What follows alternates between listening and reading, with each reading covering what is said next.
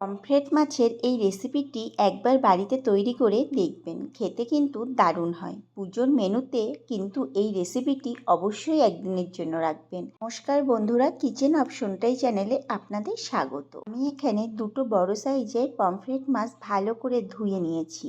দিয়ে দিলাম এর মধ্যে পরিমাণ মতো লবণ, পরিমাণ মতো হলুদ আর দিয়ে দিলাম একটু লাল লঙ্কার গুঁড়ো। এখন মাছের গায়ে বেশ ভালো করে মেখে 15 থেকে 20 মিনিটের জন্য রেস্টে রেখে দেব। এখন কড়াইতে তেল বসিয়ে দিয়েছি। তেলটা ভালো মতো গরম হয়ে গেলে, মানে যখন ধোয়া উঠবে তেলের থেকে, তখন মাছগুলোকে ভাজার জন্য দিয়ে দেব।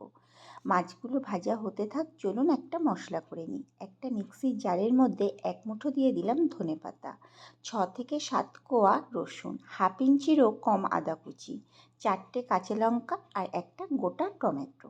এখন মশলাটাকে পেস্ট করে নেব।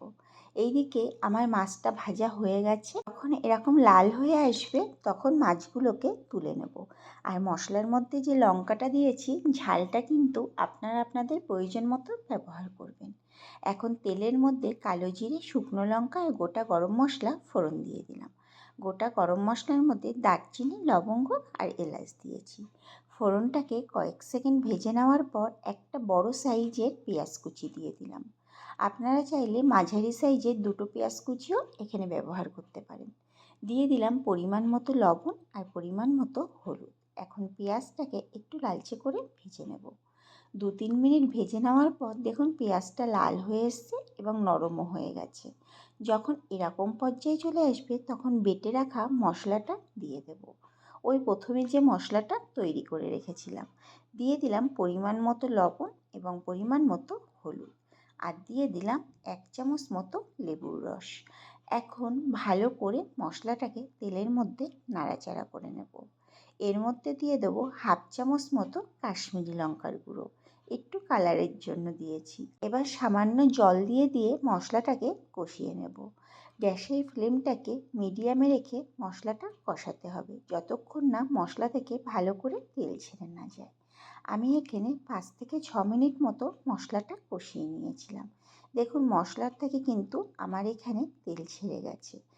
যখন এরকম পর্যায়ে চলে আসবে তখন ভেজে রাখা মাছ দুটোকে দিয়ে দেব। এবার যতটা পারবো মশলাটা মাছের গায়ে বেশ ভালো করে মাখিয়ে নেব। তবে একটু সাবধানে করতে হবে, কারণ পমফ্রেট মাছ ভীষণ নরম হয়, যাতে ভেঙে না যায়। যখন মশলাটা মাখানো হয়ে যাবে এইভাবে 2 থেকে 3 মিনিট রেখে দেব। 2 থেকে 3 মিনিট রেখে দেওয়ার পর তারপরে দিয়ে দেব পরিমাণ মতো জল। 3 থেকে 4 মিনিট ফুটিয়ে নিয়েছিলাম। 3 থেকে 4 মিনিট পর আপনাদের দেখাচ্ছি। যখন এরকম শুকনো শুকনো হয়ে আসবে তখন লবণটা চেক করে কড়াই থেকে নামিয়ে নিতে হবে। তৈরি হয়ে গেল দারুণ স্বাদের পমফ্রেট মাছের রেসিপি। এই রেসিপিটি একবার হলেও কিন্তু বাড়িতে তৈরি করে দেখবেন, আর অবশ্যই পুজোর মধ্যেই একদিন করবেন। আর খেতে কতটা সুস্বাদু হয় আমাকে কমেন্টস বক্সে এসে জানিয়ে যাবেন।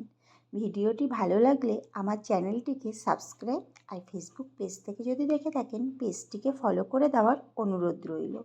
দেখা হচ্ছে নতুন একটি ভিডিওতে।